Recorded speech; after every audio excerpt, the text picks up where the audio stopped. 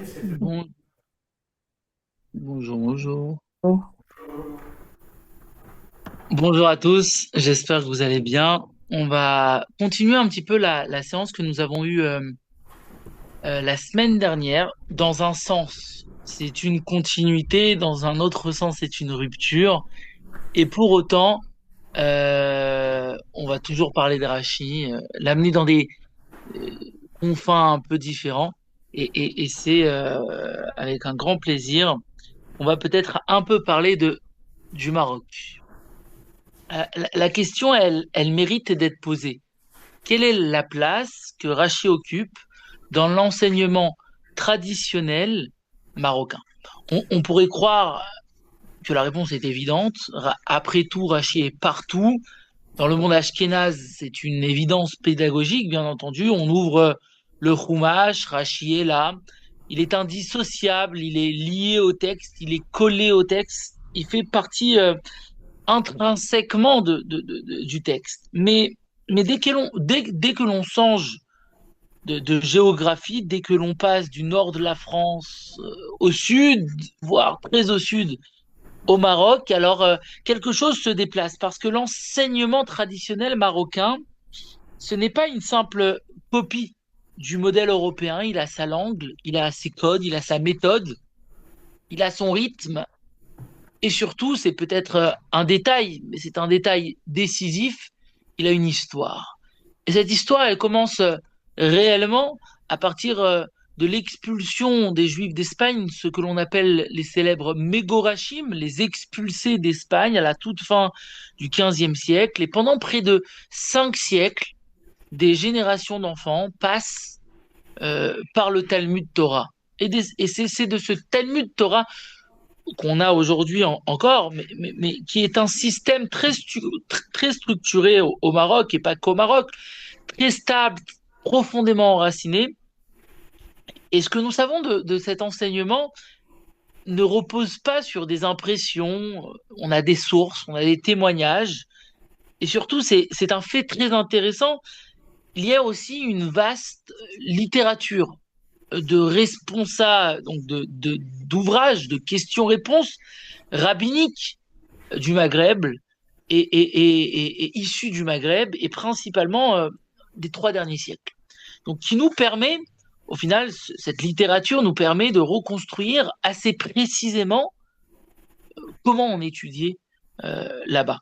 Et la première surprise, l'enseignement élémentaire, c'est la définition même du Talmud Torah. Le Talmud Torah, c'est ces classes élémentaires qui vont préparer le jeune enfant à sa majorité religieuse, que ce soit la fille avec cette cérémonie de la bat mitzvah, donc la majorité religieuse à 12 ans, que ce soit le jeune garçon à 13 ans.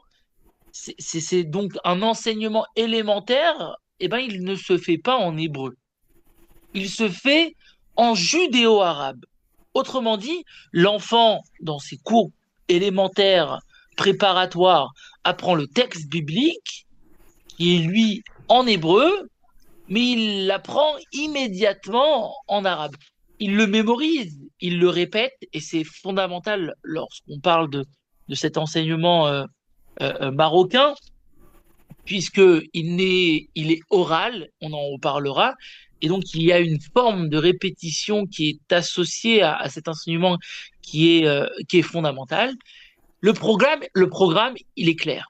C'est le Pentateuque, donc les 5 livres du Pentateuque, la Genèse, l'Exode, le Lévitique, les Nombres et le Deutéronome.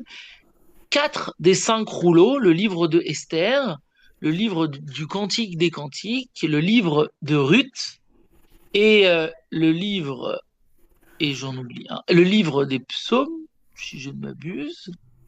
Il n'y a pas l'Ecclésiaste, et on en reparlera. Il y a les célèbres Haftarot, donc ce sont les récits prophétiques que l'on récite le samedi matin après la lecture biblique. Et il y a 3 autres livres, le livre de Michelet, donc les Proverbes, le livre de Job et le livre de Daniel. C'est particulièrement ces livres-là qui constituent, qui constituent l'enseignement, le programme de l'enseignement traditionnel marocain. Tout cela est appris dans les premières années et d'une manière très spécifique. À la fois une traduction quasi mot à mot, on en dira quelques mots, mais c'est aussi et surtout ce qu'on appelle, et je le prononce sûrement très mal, le chat, c'est-à-dire une certaine répétition, un apprentissage par la répétition. Et il faut bien comprendre ce point, parce que c'est ici que la question Rachi commence réellement. Le char, ce n'est pas une simple traduction. Il suit le texte de l'hébreu de très près, on en reproduit la structure, ça colle au verset, et c'est pas toujours très neutre. Et c'est fondamental. Par moment, cette traduction s'écarte légèrement, ça, il y a des ajouts, des précisions, des éclaircissements, et ces éclairages ne viennent pas de nulle part. Ils viennent des targumim, donc des traductions rabbiniques araméennes, de la grande littérature rabbinique, des grands commentateurs médiévaux, et parmi eux, Rachi. Parmi ces grands commentateurs médiévaux, il y a Rachi. Et donc la vraie question n'est pas simplement est-ce qu'on étudiait Rachi au Maroc parce que la réponse est positive, mais la vraie question est beaucoup plus fine. Comment Rachi était-il présent dans un système où le texte est déjà traduit, expliqué, intégré dès le départ? Parce que on n'est plus véritablement dans un modèle où il y a le texte, puis de manière dissociée, mais dépendant. Indépendant, mais dépendant, et c'est là tout le paradoxe, le commentaire. On est plutôt dans un modèle où il y a un seul texte, traduit en judéo-arabe, et où ce texte est à la fois la traduction et l'interprétation du texte biblique. Ils ne connaissent que cela. Et c'est précisément dans cet espace-là que Rachi, quand bien même, trouve sa place. Ce n'est pas un livre ouvert à côté du verset, mais c'est une voie intégrée dans la manière même d'apprendre. Et ce déplacement, si vous voulez, qui est à la fois discret mais profond, est exactement cela qu'on va essayer de comprendre, d'apprendre aujourd'hui. Alors, tout d'abord, il faut changer de posture. Changer de posture parce que jusqu'ici, on a posé un cadre, on a compris qu'il existe un système d'enseignement spécifique. On a vu le texte biblique qui est appris au travers du chars, qui est pressenti. On a pressenti que Rachi est présent, mais pas de manière évidente. Et il faut aller peut-être un peu plus loin. Parce qu'il ne se suffit pas de dire Rachi est présent. Il faut montrer où, il faut montrer comment, et il faut montrer jusqu'à quel point. Et pour cela, on va faire quelque chose de très simple. On va regarder les textes de manière un peu plus que d'habitude. Bien entendu, pas n'importe quel texte. On va étudier trois textes principalement. Trois thèmes principalement. Le premier, c'est ce char oral en voir une démonstration, celui qu'on entend dans tous les Talmud Torah des communautés marocaines, juives marocaines, un commentaire écrit du rabbi Raphaël Berdugo, qu'on appelle le Lachon Limoudim, et un commentaire beaucoup plus tardif, qui est plutôt anonyme, sur le Qohélet, donc sur un livre qui n'est pas traditionnellement commenté, appris au Talmud Torah au XXe siècle. Voilà, trois textes, le programme est dit. Mais avant d'entrer dans ces exemples, il faut écarter un malentendu possible. On pourrait penser, il existe déjà des traductions arabes de la Bible bien avant le Maroc. Et oui, c'est vrai. On a un exemple très important, c'est Rabbi Issachar ben Soussan, qui est né à Fès au XVIe siècle, ensuite installé à Safed, il va traduire la Bible en arabe. Pourquoi? Parce que les étudiants ne comprennent plus, ne comprennent difficilement le tafsir. Le tafsir, c'est l'ouvrage majeur d'un grand commentateur du Xe siècle, Saadia Gaon. Donc lui, il faut en parler. Le tafsir, c'est la traduction, c'est le commentaire de Saadia Gaon sur la Bible. Au Xe siècle, Rav Saadia Gaon, il est né en 882. bien avant Rachi. Il est mort en 942 et il va traduire la Bible en arabe, y ajouter un commentaire intégré. Et c'est ce que veut dire le tafsir. Tafsir, c'est l'explication, l'interprétation. Et donc, il y a un glissement. Au Xe siècle, il y a ce tafsir, mais qui est visiblement trop compliqué à comprendre au XVIe siècle. Et Rabbi Issachar ben Soussan retraduit. Le tafsir est trop littéraire, trop éloigné de la langue parlée, de l'arabe littéraire, compris au XVIe siècle, et donc on est obligé d'adapter, de retraduire. Et c'est important parce que ce travail, il se fait à Safed, donc en Israël, pas au Maroc, et surtout, il ne s'inscrit pas directement dans la chaîne pédagogique marocaine. Donc on peut le mettre de côté, pas parce qu'il n'est pas intéressant, mais parce qu'il ne correspond pas exactement à notre question. Nous, ce qui nous intéresse aujourd'hui, c'est le Maroc. Et c'est la raison pour laquelle il faut parler en préambule. Enfin, en préambule, on a déjà commencé le préambule, mais pour autant, en premier lieu, de ce char oral. Il faut bien mesurer de quoi on parle. C'est pas un livre, il n'y a pas de livre. C'est oral, ce n'est pas un traité, ce n'est pas un commentaire académique, c'est une voix transmise pendant des siècles.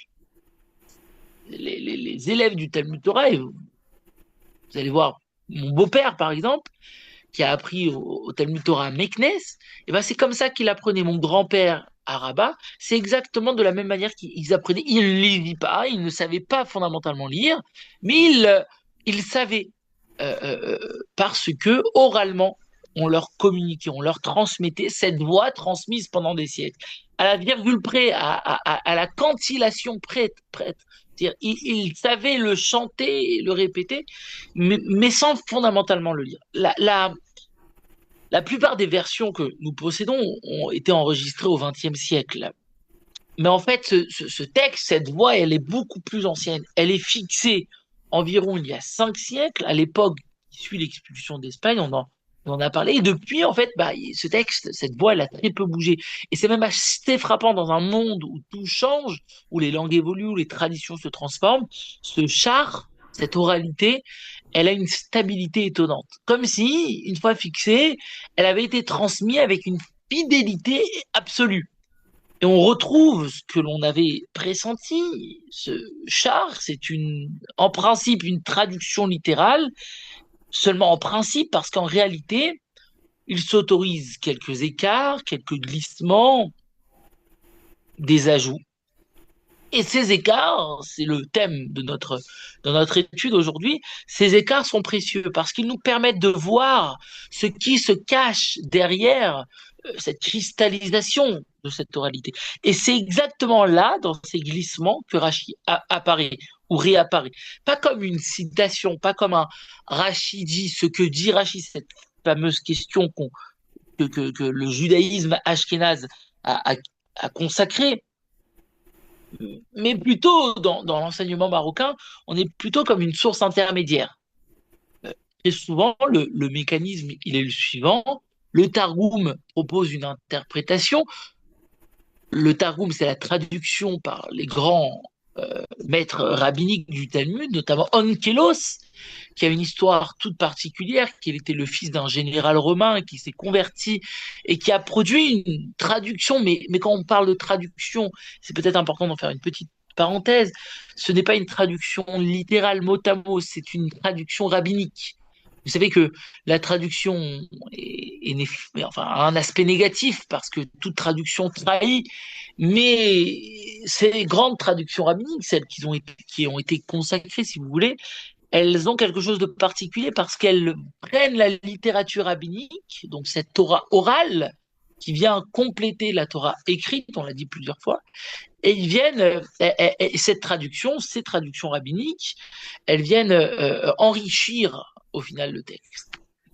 Donc Rachi reprend ces interprétations qui sont dans les traductions et le char la transmet. Et autrement dit, Rachi devient une certaine forme de vecteur. On y reviendra pour essayer de définir quelle est exactement cette place que Rachi a dans cette tradition. Prenons un premier exemple, dans le livre de Esther, au chapitre 8, verset 17. le verset dit la chose suivante: beaucoup parmi les peuples du pays on pourrait le traduire littéralement, se judaïsèrent. Mitia Adim, si vous voulez, il y a la racine du mot, c'est Yehudi, c'est le juif. Dans le charf marocain, on traduit beaucoup se convertir au judaïsme, non pas se judaïsèrent, mais se convertir au judaïsme. Alors ça paraît évident, presque banal. Oui, judaïsèrent voudrait dire se convertir. Et pourtant, ce n'est pas exactement ce que le texte dit. Le mot hébreu évoque une sorte de processus d'adhésion, mais pas nécessairement une conversion formelle.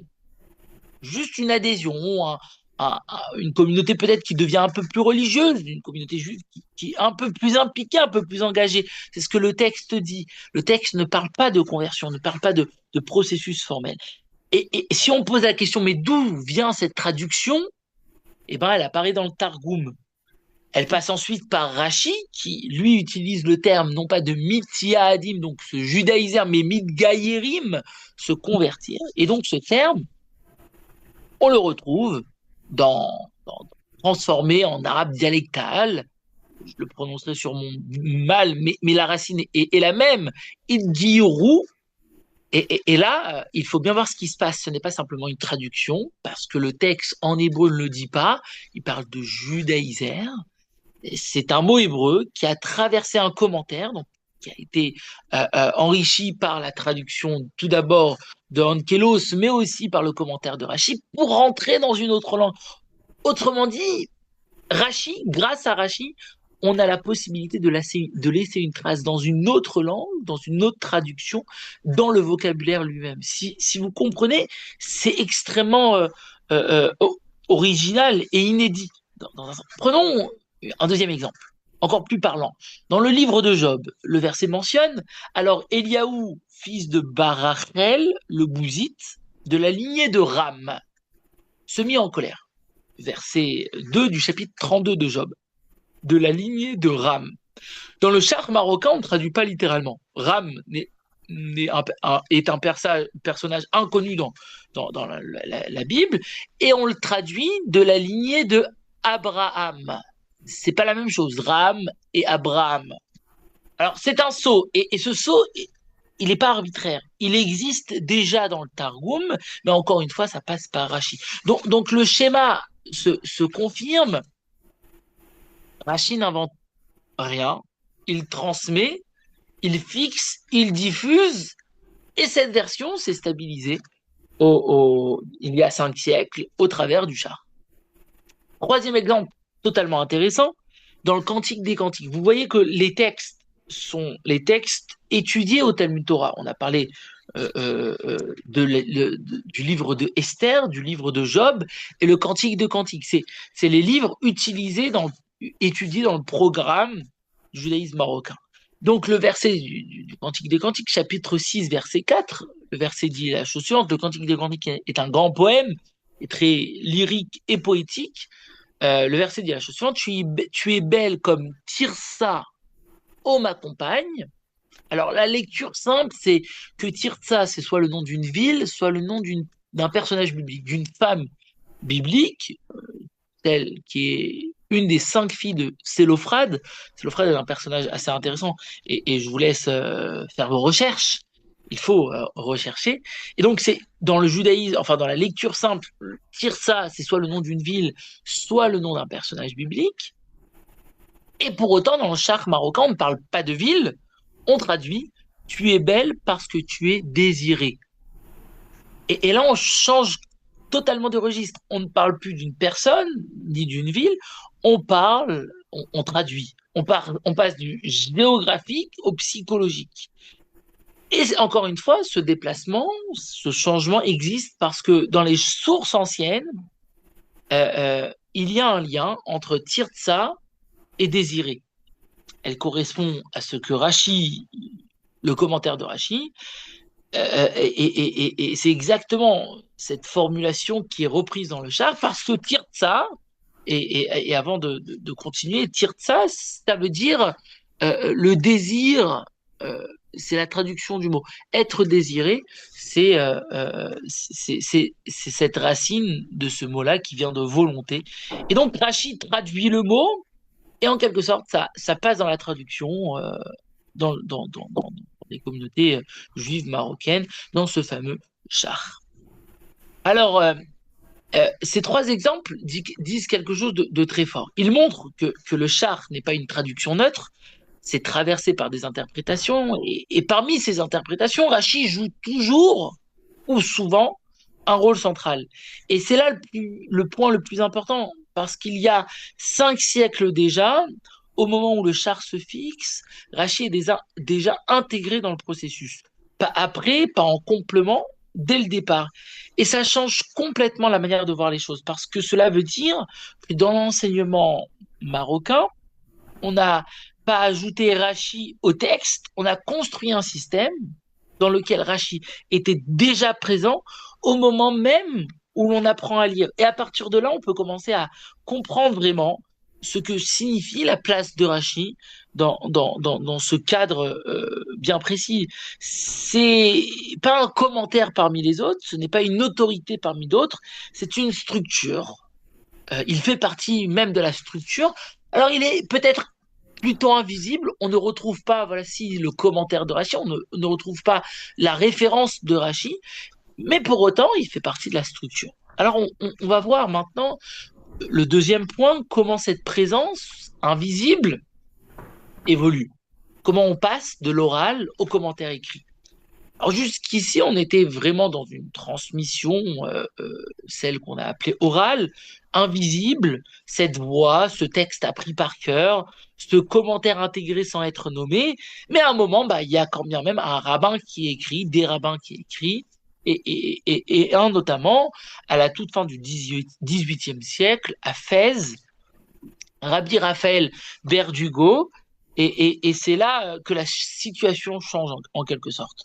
Parce qu'avec Berdugo, on n'est plus dans le schéma type du maître de Talmud Torah, on est face à un érudit qui compose, qui structure son œuvre, qui connaît la Bible, qui connaît les commentaires, et qui va en produire lui-même, notamment 3 ouvrages, 2 en hébreu, qui ne sont pas, en tout cas pour nous aujourd'hui, intéressants. Celui qui est intéressant pour nous, c'est le commentaire produit en arabe, celui qu'on appelle l'Eshon Limoudim, c'est-à-dire, de manière assez littérale, la langue de l'étude, des études, la langue des études. Et naturellement, il y a, lorsqu'on rentre en contact avec ce livre, son ouvrage de savant, est-ce que la question qui se pose, est-ce que dans ce cadre un peu plus érudit, un peu plus technique, Rachi a également sa place ou pas? Et après tout, on pourrait s'y attendre parce que plus on monte de niveau, on pourrait imaginer plus d'indépendance, plus de critique, plus de distance. Et donc moins de dépendance vis-à-vis de Rachi, et pourtant ce n'est pas ce qui se passe. Au contraire, chez Berdugo, Rachi est toujours là, et parfois encore plus clairement. Mais c'est là toute la subtilité. Il n'est toujours pas cité. Il est suivi, il est bien présent, mais c'est quand même très différent d'une certaine visibilité ou de ce qu'on a l'habitude dans le judaïsme ashkénaze. Alors, premier exemple, prenons encore des exemples. Premier exemple, dans le livre de Josué, Josué 24, chapitre 24, verset 26, le verset nous dit la chose suivante. Il prit une grande pierre, il la plaça sur le chêne, à Allah, qui était dans le sanctuaire. Alors, le terme hébraïque, c'est à Allah, qui est traduit littéralement par le chêne, donc un arbre. Mais Berdugo, lui, traduit différemment en disant, non, on ne parle pas de l'arbre, on parle des chambranles. Et on s'arrête parce que c'est pas exactement la même chose. On passe de la nature à l'architecture, on passe du chêne au chambranle de la porte. Et si on pose cette question qui est commune, mais d'où ça vient, d'où cette traduction puise ses sources, et ben encore une fois, vous avez la réponse qui est commune maintenant, c'est de Rachi. Rachi, sur ce texte-là, explique, traduit à Allah, non pas le chêne, mais la chambranle, le chambranle de la porte. Donc, il ne s'agit plus d'un écho diffus, mais bien du commentaire de Rachi. C'est un choix interprétatif. Berdugo qui se pose en termes de commentateur et qui va faire un choix de commenter ce mot-là par chambranle et pas par chêne parce qu'il a lu Rachi, parce qu'il est au travers de Rachi. Un deuxième exemple, le livre de Ézéchiel. Ézéchiel au chapitre 5, verset 1, une expression assez difficile, Tahar Agalabim, aujourd'hui on pourrait traduire par le rasoir des barbiers, et même les premiers lexicographes, notamment le Ibn Ezra, l'avaient compris de cette manière-là. Mais Rachi propose une autre lecture, l'outil des corroyeurs.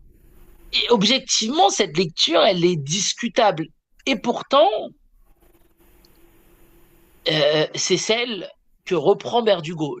Même si Rachi est peut-être discutable, objectivement, on ne sait pas véritablement d'où il puise sa source. Ça reste la traduction que Rachi propose, le commentaire que Rachi propose, et c'est aussi celle que reprend Berdugo. Et il faut être très honnête parce que c'est bien plus qu'une influence. On est dans une certaine forme de fidélité, même quand Rachi semble s'éloigner du sens original. Et bien Berdugo choisit Rachi parce qu'il est fidèle, parce qu'il a cette volonté, et c'est extrêmement révélateur parce que cela montre que Rachi n'est pas simplement une aide dans son ouvrage, dans son commentaire, mais c'est aussi une certaine autorité de la lecture. Alors, un troisième exemple un peu plus discret mais décisif, on est dans les psaumes au verset 4 du chapitre 41, si je ne m'abuse. Le verset dit, tu as renversé ta couche dans sa maladie. Et ce terme-là, la traduction de la couche, ça provient du terme le lit. Mais Berdugo, lui, il écrit non pas le lit, non, il traduit pas le lit, mais il traduit le repos, mishkavo, une certaine forme d'apaisement, une certaine forme de repos. Encore une fois, pourquoi? Parce que Rachi explique que ce que ce verset nous dit, tu as renversé ta couche dans la maladie, c'est qu'en quelque sorte, la maladie a apporté une certaine forme de bouleversement à l'apaisement, au repos. Et on n'est plus dans un sens littéral, dans une traduction littérale, parce que Rachi traduit Mishkabo, donc la couche, le lit, il le traduit par le repos et l'apaisement. Et encore une fois, il y a une certaine forme de fidélité chez Berdugo à Rachi, discrètement parce qu'il ne le dit pas directement, mais ça change complètement la nuance. On donne beaucoup plus d'émotion et ça change totalement la traduction. Alors, il faut voir ce qui se passe, parce que ces exemples confirment quelque chose d'assez fort, même dans un commentaire écrit, donc chez Berdugo, qui n'est pas oral, qui n'est pas le char, l'enseignement traditionnel dans le Talmud Torah marocain, même chez un érudit, même à la toute fin du XVIIIe siècle, donc on est assez loin au final de Rachi, et ben quand bien même, Rachi continue de structurer la lecture. Mais il faut rajouter un élément encore plus intéressant parce que Berdugo, il ne travaille pas sur du vide. Il s'appuie sur quelque chose que nous connaissons maintenant, le char oral. Et là, tout c'est clair parce que cela veut dire que le char n'est pas seulement une traduction populaire ou enfantine, un enseignement pour les enfants, c'est une base, c'est un point de départ, c'est un matériel assez important. Et Berdugo le reprend, souvent mot pour mot, mais il le retravaille, il l'ajuste, il le complète. Et quand le char n'existe pas, alors là, il produit lui-même. Et même dans ces cas, là où le char n'existe pas, il continue à utiliser exactement les mêmes sources. Et parmi ces sources-là, il y a Rachi. Donc on peut récapituler.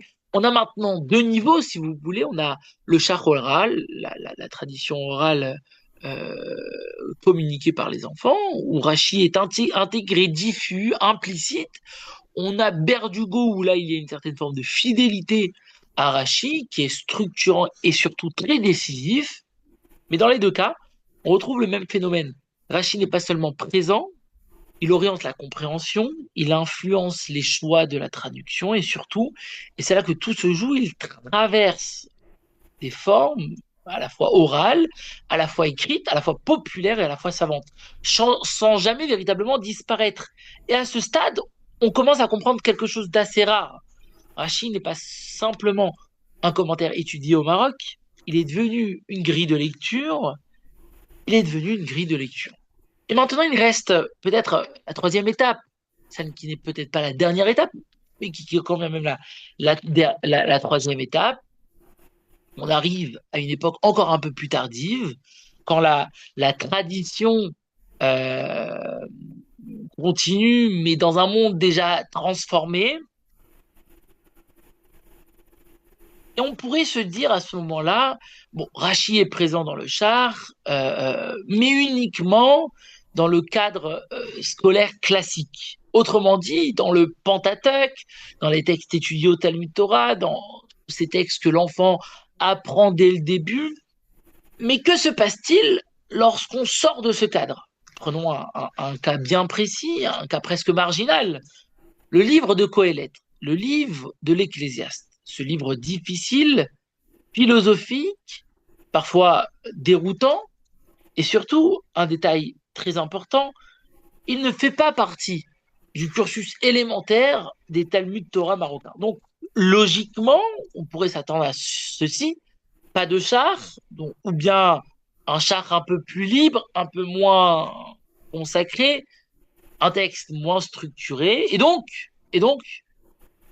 par ce syllogisme déroutant, une influence beaucoup plus faible de Rachid. Et pourtant, ce n'est pas ce que l'on observe. On est à Boudnib, dans les années 1920, on est loin des grandes villes, loin des centres intellectuels, dans une petite localité du Tafilalet. Boudnib, je ne connaissais même pas cette localité.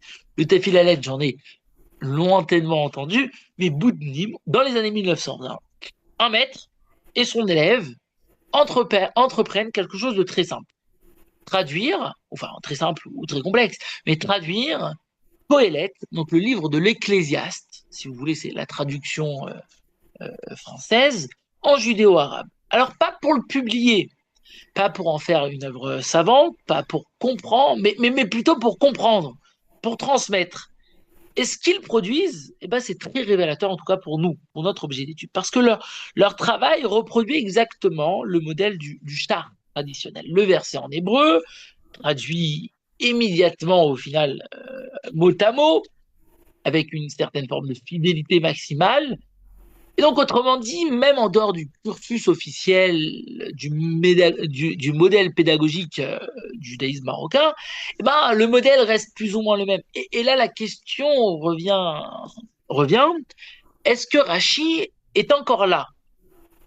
On pourrait penser que non, parce qu'on est tardivement au XXe siècle, on est hors programme, on est dans un cadre communautaire, si vous voulez, local, et pourtant, bah, il est toujours là. Prenons un premier exemple. Un verset de Coëlette, c'est l'objet d'étude au chapitre 8, verset 2. Le verset dit la chose suivante, j'ai accumulé pour moi l'argent et l'or, ainsi que les trésors des rois et des provinces, et je me suis procuré chanteurs et chanteuses, et les plaisirs des hommes, Sida Vessidot. Voilà ce que le texte dit. Alors, Sida Vessidot, c'est une expression assez obscure, difficile. Les interprétations sont nombreuses. Et dans le char, et dans ce char, donc dans cette tradition, dans ce commentaire, on traduit les chars et les chariots. Pourquoi? Et encore une fois, la réponse n'a pas de grande originalité, parce que c'est exactement ce que propose Rachid. C'est presque du mot à mot. Donc, il n'y a pas d'ambiguïté. Ce n'est pas une influence diffuse, ce n'est pas une coïncidence. C'est une reprise directe. Sida Vesidot veut dire les chars et les chariots. Un deuxième exemple. Le verset que je ne vais pas vous traduire, je vais vous donner en traduction, enfin en version biblique directement. Atzadikim, les justes, Ve'achachamim, et les hommes intelligents, Ve'avadechem. Alors ce mot, on va essayer de le traduire ensemble. C'est le premier verset du chapitre 9 de l'Ecclésiaste. Alors, Ve'avadechem, c'est leur serviteur, littéralement. Avadechem, c'est le serviteur. On va célébrer dans quelques jours la fête de Pessah. Il y a un des textes qui est au final quasiment l'ouverture du récit, qui dit Avadim Aïnou, nous étions esclaves. Et ben c'est la même racine. Ve Avadechem, c'est le Eved, le serviteur. Donc, c'est littéralement la traduction la plus littérale. Le Ibn Ezra propose, lui, une traduction un petit peu plus grammaticale, en tordant un petit peu le mot, mais pas énormément, en proposant au final la traduction les œuvres. Parce que Avoda, c'est la production aussi de quelqu'un qui a travaillé. Donc, il y a une deuxième traduction assez connue, celle du Ibn Ezra. Donc, l'œuvre de ces gens justes, de ces tzadikim, de ces justes et de ces gens intelligents. Mais le Targum propose une autre traduction en traduisant, et là, pour le coup, on a tordu un petit peu plus le mot, on est plus dans l'interprétation, leurs disciples. Et Rashi reprend exactement cette traduction, ses disciples, et il explique les serviteurs, ceux qui les servent, c'est-à-dire leurs élèves.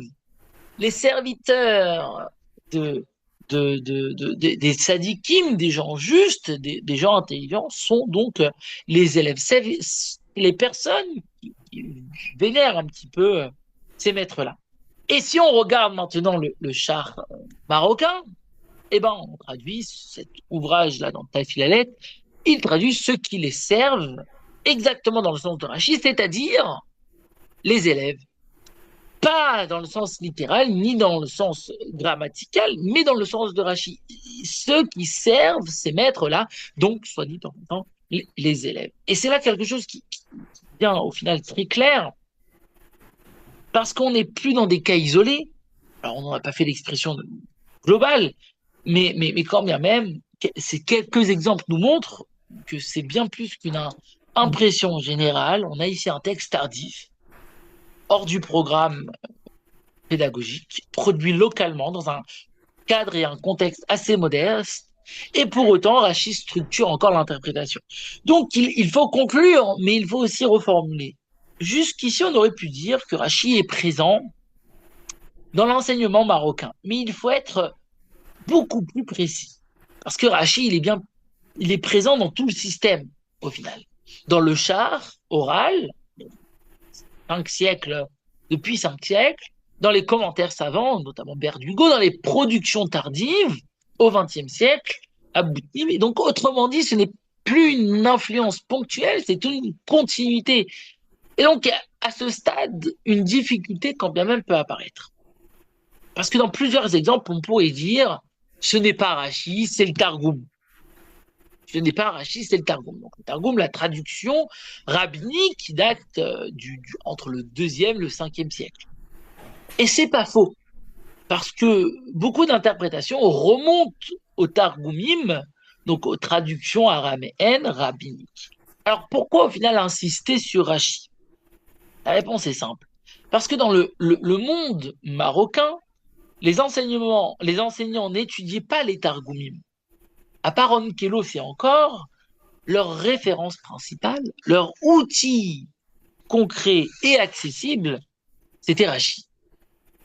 Donc, même lorsqu'une idée vient du Targum, qui la transmet, qui est le vecteur, qui est le canal, qui la rend disponible, c'est Rashi. Et ce point est confirmé pas seulement par l'analyse des textes, mais par les témoignages eux-mêmes, par les enseignants, les érudits, les maîtres du Maghreb. Tous disent la même chose. Rashi est la référence, Rachi est la base, Rachi est incontournable. Et les autres sources, elles existent, mais elles sont plus rares. Elles sont techniques, elles sont réservées aux élites, et des figures comme Raphaël Berdugo peuvent aller encore un peu plus loin, certes, consulter d'autres commentaires, mais pour la grande majorité, Rachi suffit. Alors on peut dire maintenant les choses clairement.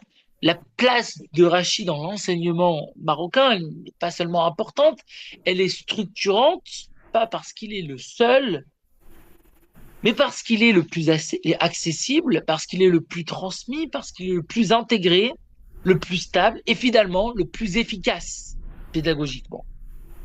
Et peut-être que c'est ça le point décisif dans un monde où la langue d'enseignement est l'arabe, où le texte est traduit, où l'accès aux sources est limité. Il fallait un commentaire capable.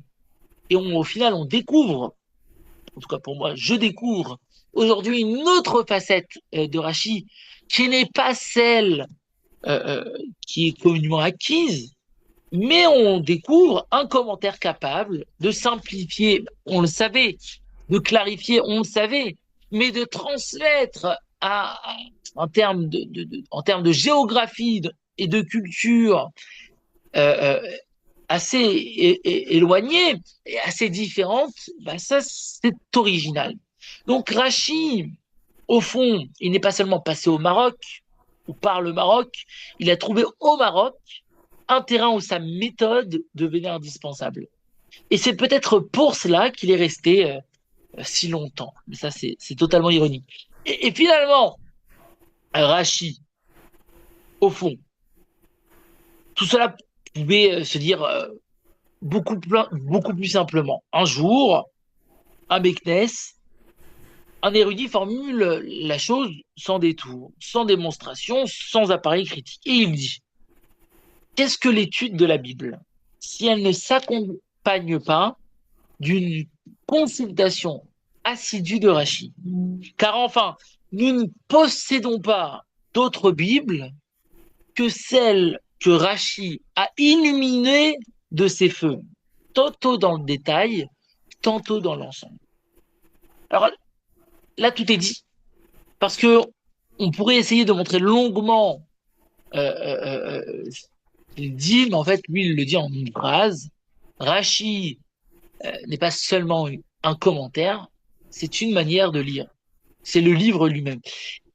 Et à ce stade, pour conclure et ouvrir au final sur la prochaine séance, qui, pour les raisons de la fête, se déroulera, je crois, dans un mois, je ne sais pas si vous avez le programme sous les yeux, dans un peu plus d'un mois, et j'essayerai d'être présent en présentiel, j'essayerai, du moins, voilà, pour la prochaine.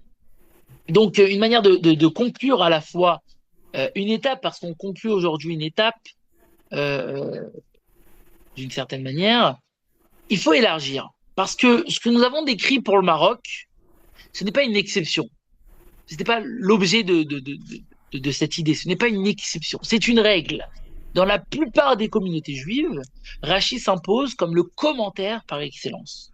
Pas seulement parce qu'il est brillant, pas seulement parce qu'il est clair, mais parce qu'il est enseignable. Et c'est là un point décisif car un texte devient central, non seulement lorsqu'il est vrai et lorsqu'il est profond, mais lorsqu'il peut être transmis, même lorsqu'il peut être mis dans les mains d'un enfant. Et c'est exactement ce qui s'est passé très tôt. Le commentaire de Rachid est devenu le livre d'études, peut-être même le livre d'études par excellence. Et dès qu'un texte devient le livre d'études par excellence, alors son statut change. Il peut pas être resté figé, il circule, il s'ouvre, il se transforme, il est retouché parfois, ajouté, allongé, mais pas pour le trahir, mais pour le faire vivre. Car ces maîtres-là qui manipulent le texte ne manipulent jamais un texte d'étude comme un objet sacré, intouchable. Ils l'utilisent, ils l'adaptent, ils le prolongent. Et c'est sans doute pour cela que le texte de Rachi, une des raisons, c'est important de la dire elle aussi, une des raisons pour laquelle le texte de Rachi, le commentaire de Rachi a connu une telle diffusion, parce qu'il était suffisamment solide pour être transmis et suffisamment accessible pour être approprié. La plupart l'ont reçu tel quel. Certains ont ajouté discrètement des mots, des phrases, des éclairages, mais ces ajouts que, que les spécialistes aujourd'hui discutent encore sont peut-être au fond le signe le plus fort de son succès. Parce qu'on n'ajoute pas à un texte qu'on ne lit pas. On n'ajoute pas à un texte qu'on ne lit pas. On n'intervient pas dans un livre qu'on ne vit pas. Et c'est peut-être au final cela, la véritable mesure, non pas combien de fois est Rachi cité dans tel ou tel ouvrage, mais combien de fois il a été utilisé. C'est cela aussi que j'avais envie de vous montrer aujourd'hui, parce qu'il est souvent approprié et enfin, il ne subit pas enfin, il n'a pas de volonté de subir des plaintes d'appropriation, d'expropriation. On l'utilise assez souvent, on le pense assez souvent, on le transmet assez souvent, on se l'approprie. Et au final, à travers cet enseignement marocain, ce char-là, à travers des siècles de transmission silencieuse, on comprend une chose assez simple, mais très profonde. Rachid n'a pas seulement été étudié, il a été habité. Voilà, ça sera tout pour moi pour aujourd'hui. Donc on se dit des bonnes fêtes de Pâques, des bonnes fêtes de Pessah. Et enfin, s'il y a des questions, avec grand plaisir. Et à la prochaine fois. Et comme je vous dis, je le répète, j'essaierai d'être en présentiel. C'était une question. Voilà. Des questions dans la salle? Pas dans la salle. Si, si, mais Dans Parfait. la salle. si, Philippe. ouais. Mais pourquoi ça c'est vraiment. C'est resté au Maroc? Alors pourquoi est-ce que c'est localisé au Maroc me demande Philippe. C'est ce que j'ai dit à la fin. Ce n'est pas localisé, ce n'est pas une exception. Le, le, le, le, le, Ce que j'avais envie, le message que j'avais envie de vous faire passer, c'est juste qu'on retrouve assez de matière pour en faire une conférence, assez de matière pour écrire dessus et en parler dessus, et c'est assez original pour en parler. Mais pour autant, ce n'est pas localisé, ce n'est pas une exception. Le judaïsme marocain n'est pas une exception. Il est peut-être un. La semaine dernière, on a vu le judaïsme algérien, on en a parlé, et c'est assez riche pour en reparler aujourd'hui. Mais c'était juste cela. Voilà. Mais on en retrouve un peu partout et c'était juste assez original pour en parler aujourd'hui. Mais ce n'est pas une exception. Donc je note que Philippe pose des questions seulement quand je ne suis pas là. Donc peut-être je resterai en distanciel alors. Prépare tes questions pour le 22 avril, Philippe. Bah écoute, c'est bon pour nous dans la salle en tout cas. Bah parfait. Bah bon après-midi et à très très vite. À très vite, bonne fête. Au revoir.